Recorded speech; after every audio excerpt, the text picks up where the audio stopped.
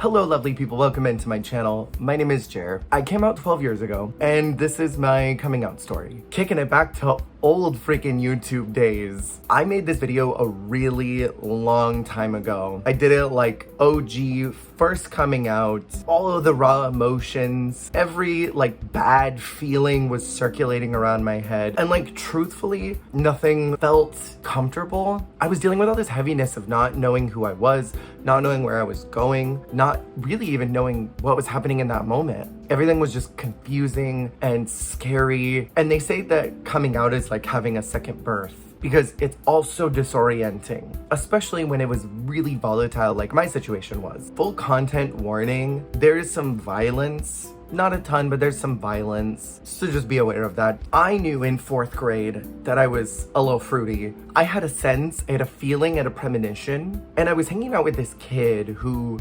was a little bit older than me, and he was gay. He had come out, and I wasn't hanging out with him because he was gay. I was hanging out with him because he hung out with a friend of mine who was older. Her name was Lindsay. She was really sweet. I liked hanging out at her house. She was older than me, and I always connected with older people a little bit easier. I always felt like my soul was older than what I actually was. And so I spent time with Lindsay and I would eat lunch with her, and this guy happened to be there. It was a huge deal in the town because there were like no gay people at all. This was, 97, 98, and gay people weren't even really on TV. So it was a big deal that this kid had come out. He was only a couple years older, it really wasn't that big of a deal. But my parents knew that I was hanging out with these two kids because they had spies everywhere. My parents were cops. They were always watching. Literally anything I did, they knew almost at the same time that I knew. They were always watching. That instilled this great deal of fear into me. I was always worried that they were gonna pop out at any given moment. Sometimes it felt like they weren't even working. They were just following me around because they knew so much information about what I was doing. So my dad sat me down in 4th grade and told me, a small little homo in this really tiny little desert town where I had almost no friends. My family, I was told, were bad people. So I had not really a lot of connections, that if I ever told him that I liked boys, I would not be his son anymore and he would kick me out of the house. I was in 4th grade. I don't know how old I was, less than 10 years old. My brain is barely developed. I don't really have a lot of sense of even what the world is. I don't have a lot of object permanence on really anything. My biggest concern is if I can get my math homework done. And now this thought is weighing deeply in my brain, where I already understand that I like boys. I was looking at this guy, his name was Chris, he was very cute. So imagine being this kid who has no idea about anything, and then you hear this information, and that kind of wrecked my world. I had to hide for so long. This guy I knew that I liked in 4th grade, that I had a crush on all the way until I got into high school, and all of these crushes that I had along the way, I had to ignore. I couldn't really explore what that was like. I ended up having girlfriends to keep my parents off my scent. And as I got older, I ended up deciding that I wanted to branch out, and I got away from my house. I got far away because it was the safest thing for me. I had to stay safe in this tiny town because I had no connections. I had no way of surviving if I had gotten kicked out. So I knew I had to go somewhere safe, and I got away. I got to this other city where there were gay people, but I was still afraid to go out. I was deathly terrified that my parents were gonna pop up at any given time. I had done webcamming and I was talking with guys all over the country. And granted, I had already been kind of caught a couple of years previously. I'd gone to like a Sexaholics Anonymous and a therapist to deal with my homosexuality. My therapist basically said, you need to figure out how to survive, and taught me how to live and cope, and that was really cool.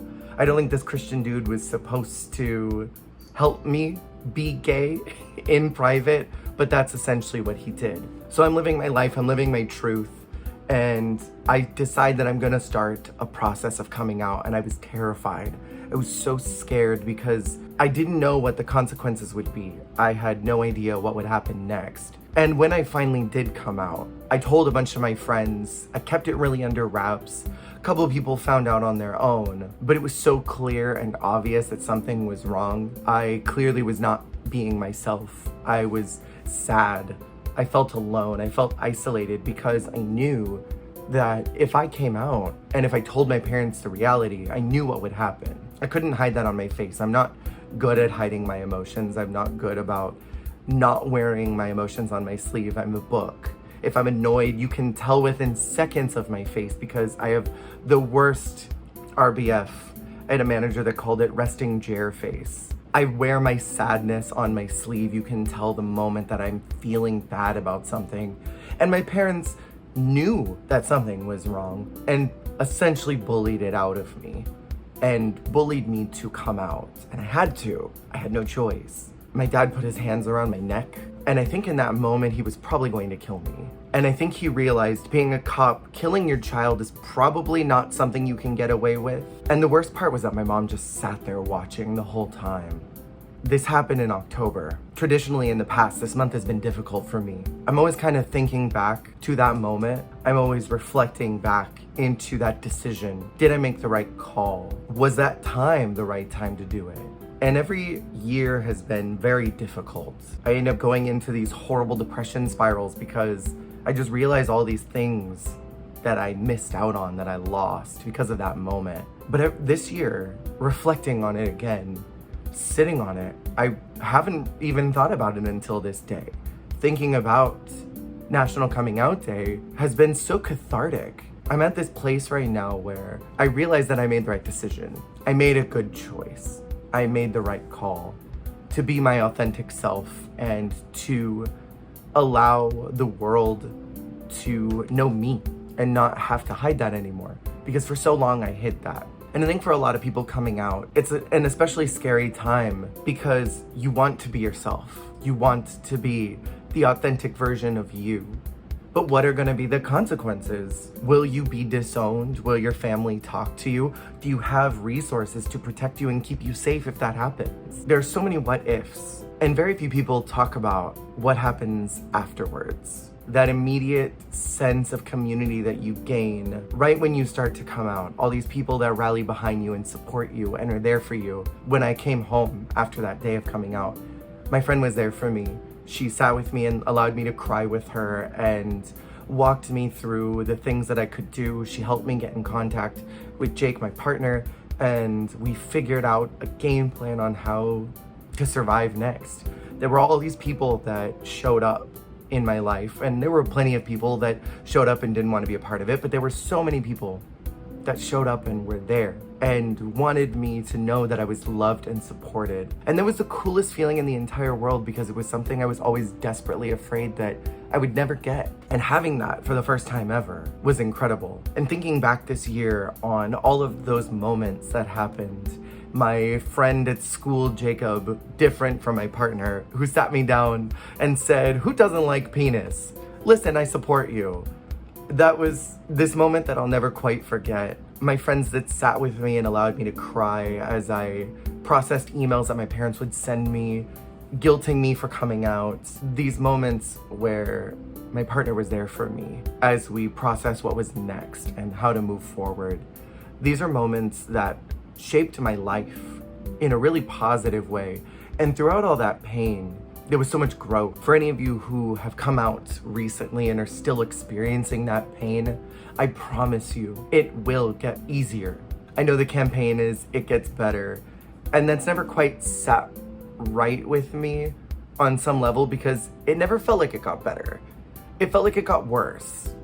It felt like every year was hard and difficult and complicated. And every year I felt that I was rehashing the same thing, that I was constantly reprocessing the information and wondering, why do I have to keep doing this again and again? When will this pain just be over? It never felt like it got better. It felt like it was just getting worse and worse and worse. But as the years went on, it got easier. It got easier to understand why it happened. It got easier to accept that I made the right decision. There were a lot of moments of self-hatred that I had to deal with, internalized homophobia that I had towards myself, feelings that I didn't even want to be alive for a very long time. And as the years went on, it did get easier. And now it's to a place where it's better for me, mentally, emotionally, stable-wise, accepting who who I am and embracing and loving that so much. But in the moment, it doesn't feel like that. In the moment, it feels bad. It feels like you will never get out of the storm that's surrounding you. But I want to encourage everybody that's watching this right now to know that that storm is temporary. It doesn't last forever. Storms happen in our lives, and it feels like the only thing in that moment is that pain, that hurt, that sadness, that anger that surrounds. And those storms don't go away forever. They come back.